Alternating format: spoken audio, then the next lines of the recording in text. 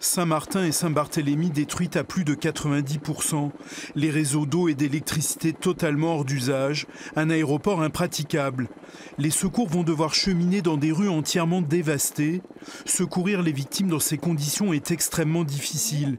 Au CNES, la charte des catastrophes majeures a été déclenchée. 4 fois pour Irma, depuis l'arc antillais. Une procédure qui permet de réquisitionner 25 satellites d'observation de la Terre. À chaque passage, les satellites vont prendre des photos des zones sinistrées pour établir ces cartes des dégâts très précises. Lorsqu'on est sur le terrain, on n'a pas une vision globale de ce qui s'est passé.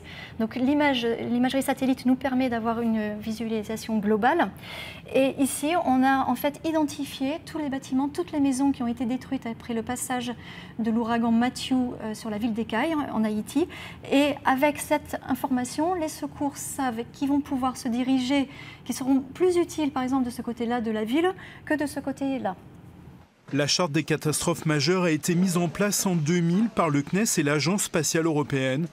Elle regroupe aujourd'hui 16 agences spatiales dans le monde qui s'engagent à fournir des images en cas de catastrophes naturelles, comme des ouragans, des séismes ou encore des tsunamis.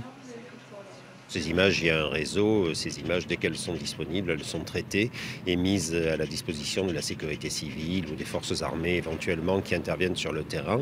Et elles sont particulièrement utiles parce qu'elles donnent une vision globale des dommages qui ont été faits sur le terrain, sur des zones qui sont a priori inaccessibles. Et dans la mesure où là, pour Saint-Martin et Saint-Barthélemy, ce sont des îles bien sûr françaises, le CNES fait un effort particulier.